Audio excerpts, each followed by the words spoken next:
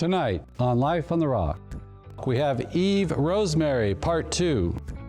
She'll give a reflection and much more.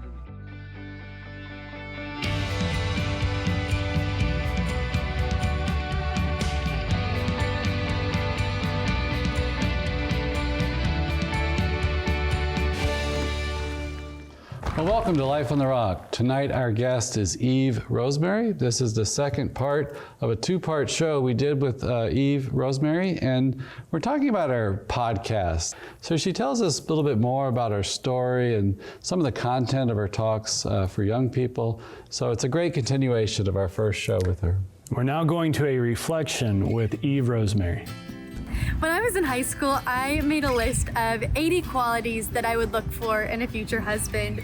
And one thing that boys that I give talks to all the time always ask me is if they can see this list of the 80 qualities. And that list, I don't show to anyone else. But what I do encourage is I encourage everyone, especially men, to look at St. Joseph as an example.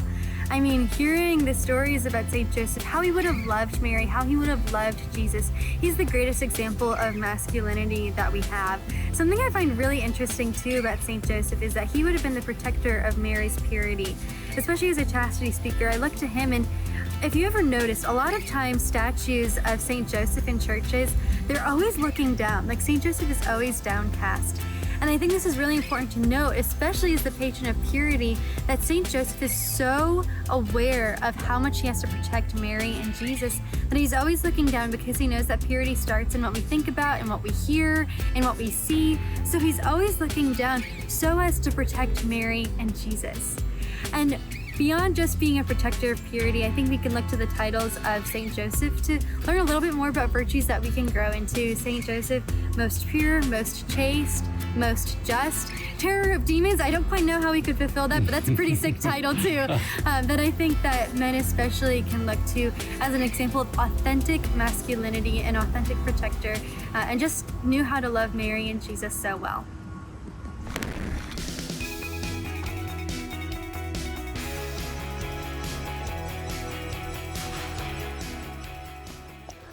Eve Rosemary, welcome back to Life on the Rock. Hi, thank you for having me. So this is our second show with you, and last show we ended up talking about the Eucharist and how powerful it is, and we talk about young people's response to it, and I was even talking to this woman that teaches children, like real young children, and she says they just take to it real quickly, and they just have a quickness to believe and just a trust in Jesus, right?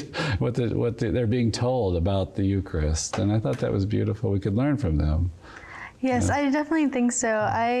When I was in high school, I helped with a first grade faith formation class at my parish, and I remember there was one lesson we were teaching them about Jesus and the Good Shepherd, and it's Jesus leaves the 99, or the shepherd leaves the 99 sheep to go after the one, and so we talked about this with the first graders. I mean, they're very little, and I asked them, would you leave the 99 sheep to go find the one? And they all answered the same thing, and they said, yes, I would, because that sheep is mine and I love it. And I was so taken aback by that answer, because I was kind of thinking, like, I don't know that you would think to. Like, you have all these sheep, why would you go for the one? But these first graders, they got it down. I mean, they spoke with such confidence, like, no, I would go after that one sheep because it's mine and I love it. And I just think it's the same for Jesus, that they got the lesson that whenever we're that one sheep that needs God the most, he's willing to do anything and everything because he loves us. Yeah, and then something happens in our culture. We get older, teenage years hit, and it can be rough out there. And what do you see as a speaker? You're talking to largely high schoolers and stuff? Yes. Yeah. What do you see in the landscape there? What they're dealing with, wounds they have, struggles that they have? It's a lot of broken families, I think. Right now, we're at a divorce rate of 50%. That's a lot of what it is. I think it's also a lot of, we don't know what love is. We don't know how to define it. We don't know how to date. I think that's a big thing that we see, that a lot of high schoolers, we have these like 3-month-long talking stages, they call it. And it's where you Snapchat back and forth for 3 to 6 months. And maybe that's dating. Maybe you never even go on a date in person. You're just talking over Snapchat or over texting. And I think this is a big problem that we have actually, because you can never actually get to know someone in that way. And one of the biggest questions I get asked as a chastity speaker, even from these high school students, is like, how do I know that I found the one? And you can't find the one if you're just Snapchatting back and forth on your phone and you're not getting together with these people. I think it's really important for us to recognize the value of getting together in person, of this community, but I think it's also important for high schoolers to start to understand what love truly is and what that means, and that it's sacrifice, that it's not just like these good feelings and this sweep off your feet of, oh, I found the one. It actually takes a lot of intention behind dating. And one of the biggest encouragements and the biggest feedback I've gotten from the students is I have this point of the talk of dating with intentionality, and that means when you go into dating, knowing that dating is meant to help you find your spouse or help you find God's path for you. It's not just for fun or just because it's nice, and that's just kind of the general thought, like, oh, I should date someone because it's fun, like I should just be dating. And I think high schoolers need to take it a little bit maybe more seriously and recognize the value of their time with that. And I always encourage them, maybe you don't have to date right now. Maybe it's better to wait for the right person, wait for someone who's going to respect you, to respect your values, respect your faith. That's better than just dating someone for the sake of dating someone. And I've had a lot of high schoolers say, that's such a relief to know actually that I don't have to date right now. Isn't it just funny to put it in that perspective of, oh, you know, my life isn't just about the relationship. It's not just about who I'm going to find someday, not just about who I'm going to marry. There's so much more to life, and that you can take the time to be intentional with it. I think that's part of the gift of celibacy too, maybe just as a teaching to the church itself, that you're a value in yourself, like the consecrated nun. Jesus wants to have this special relationship with her just for who she is. So the priest, he's not going to be the father of a family, but he's going to serve the church in this way and belong to Christ. It speaks of our intrinsic value and the call, that personal relationship, I think, that Jesus wants to have with each one of us, whatever state in life we're in. But that's a great reminder. And like practical tips, I did listen to one of your podcasts on I forget what you call it, but you sit around with your girlfriends and talk about Catholic dating hot takes, maybe the that hot one. takes, And what are just some tips for our young people, just to help them meet people, find people? What do you see as a good way to do that? I think I'm still navigating it a little bit myself. So learning as I go, especially out of college. But I think when you start to do things that are going to help you grow a little bit. I always like to give this example during my talks of when I was in high school, I made a list of all the qualities that I want in a future husband. And while I think it was helpful for me at the time, it was like it was 80 things long, okay? Like this is an extensive list. And I prayed over that list for years, honestly, of praying that, honestly, that I held my standards to a high standard, held high values, and I think I needed that reminder at the time. But then as I was praying over that list, I was looking at it and I was like, man, I'm not the woman that I need to be to give this man the love that he deserves. He needs all these 80 qualities on this list. I better up my game too. And so then I made a list for myself of all the qualities that I wanted to grow in. And now I think I look at that list as more of like, how can I love God better? Because if that's where my gaze is focused, then these other things are going to fall into place, that I don't need to be as stressed about it, as concerned about it.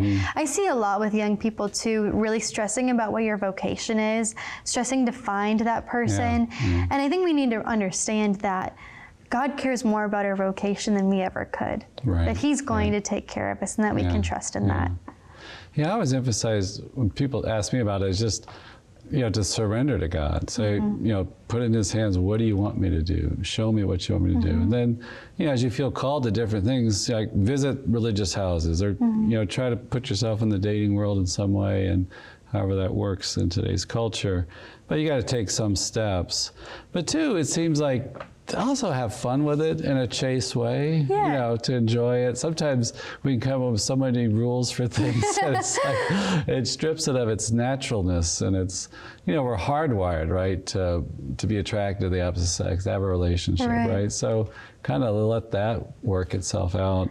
Yeah, But- I agree. I wish we went, in the culture, went on more like dates, like not necessarily saying, oh, this person's like boyfriend, girlfriend, just like going on dates, getting to know people. I think that's a lost art a lot of times in the dating culture that I see, that when you go on a date with someone, we put a lot of like stress on it, like, oh, like if I'm going on a date with this person, it already means that I like them and they like me. And I don't think that has to be the case. Like, let's just take some time to get to know one another. Just take time hanging out with people and getting to appreciate the gift from God that they are. Yeah, yeah. And the chastity message there is so important to develop that kind of friendship, right? Because without chastity, the other part can just overwhelm it, right? You don't get to know each other properly, and you lose freedom and all that kind of stuff. So that's a big part of your message, right? Is to do this chastely, right? Yes, dating, absolutely. Yeah. Well, we got to take a quick break. We'll be back in just a moment with Rosemary.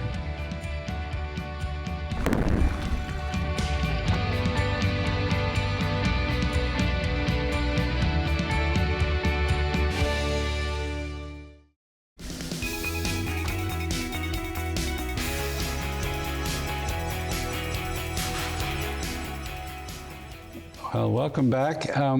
We were talking about dating and things, but let's switch over to, you told me offhandedly that it's on your website, I think, that you wear the head veil when you go to Mass. I do. Tell us yes. about that.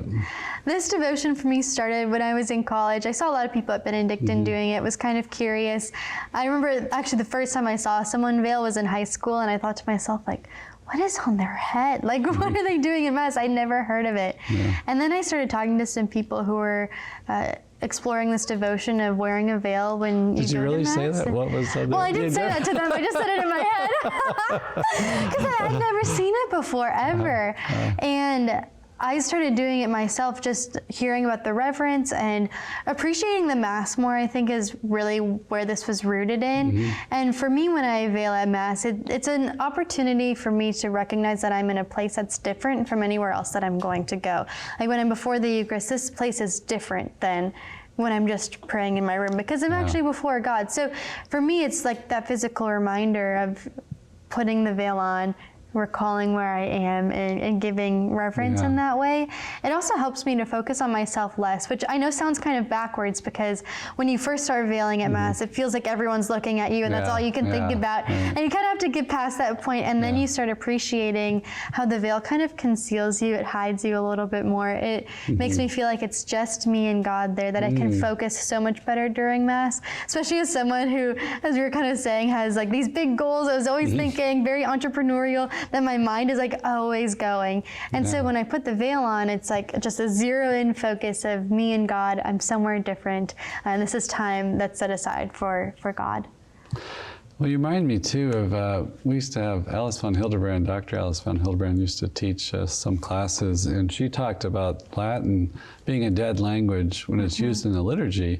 It takes us to that world kind of naturally and automatically, because it's not spoken anywhere else, right? But we use it to converse with God. You know, that this special exalted sacral language that we use. And here at WTN, you know, Mother Angelica really instituted that at our Mass to use the Latin. And the parts that we all know, we know what it means, you know, we can say it. But you go to the Novus Ordo, but you're drawn to like the reverent Masses and things that, you try to find a beautiful Mass, I guess, to go to. I do, definitely following the traditional route. I haven't quite gotten it. I've been to the traditional Latin Mass before, but there's just some beautiful parishes that I found at home too that I really enjoy. So I definitely look for those more traditional Masses. Again, it's all about going somewhere different than what you know, right? We're not supposed to make the Mass about us. The whole point of the Mass is that it's a sacrifice. And so I think it's important for me to find Masses that definitely communicate that in their music and the reverence that they show, that this is something special and we need to be paying attention. And you know, in reading about some of the the increase, like OCIA candidates now that are entering the church, there's been a number of articles writing about how these young people are often drawn to tradition, to kind of this anchor, this solidity. They see that in the Catholic Church. Have you seen that, or maybe you're part of that, I guess? 100% I've seen it, yes, through and through, that there's just this draw to the tradition. And I think it's because it's different than what we know and what we see.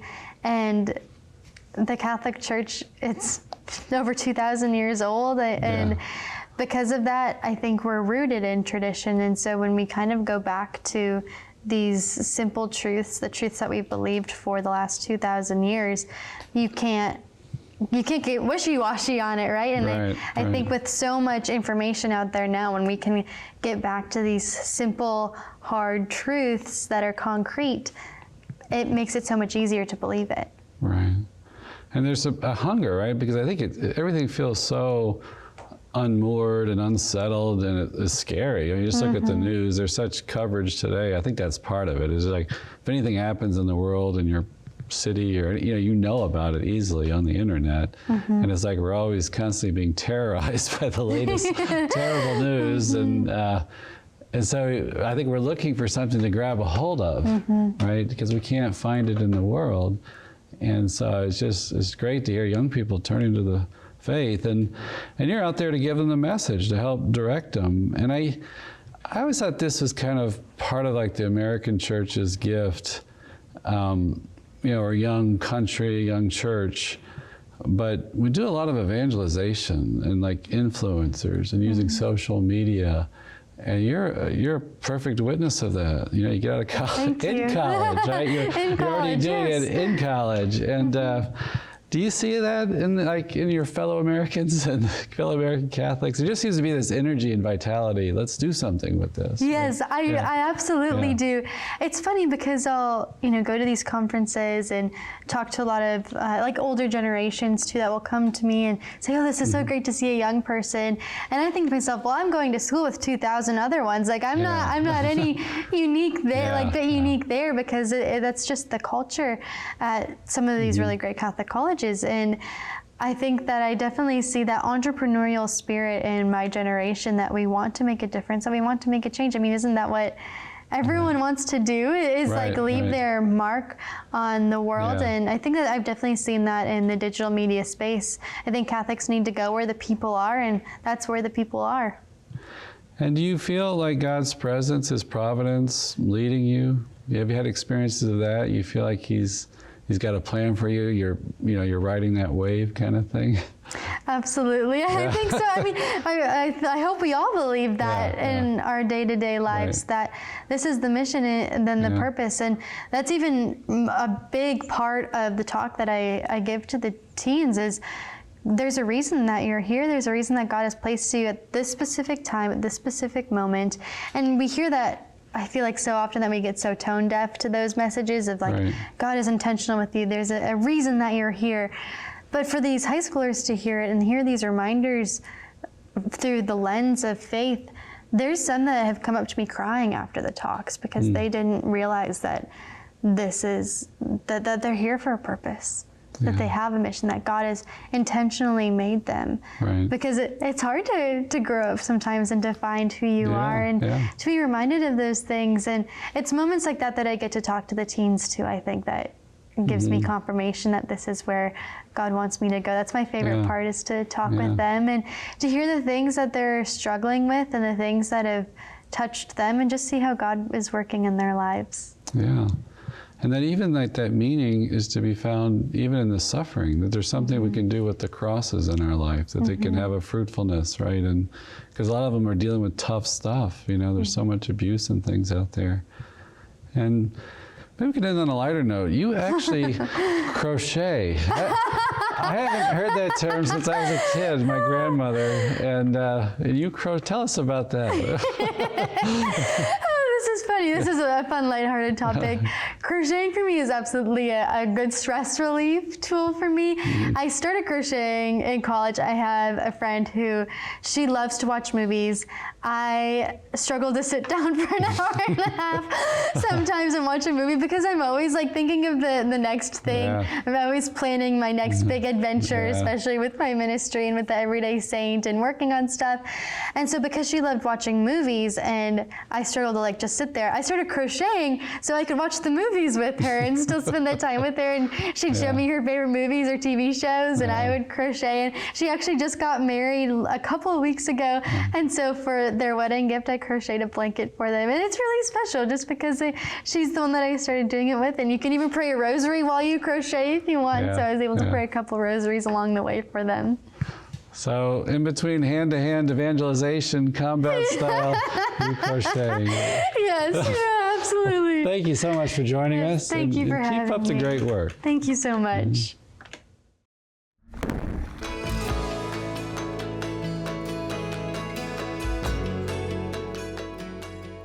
You know, one thing Eve said on the show that struck me was, you know, just through screens and texting, it's not a great way to get to know. You can't know somebody in the fullness as if you sit down and have a conversation with them. And I guess you see them over a longer period of time, maybe a bunch of nonverbal communication that happens when you're in the presence of the person.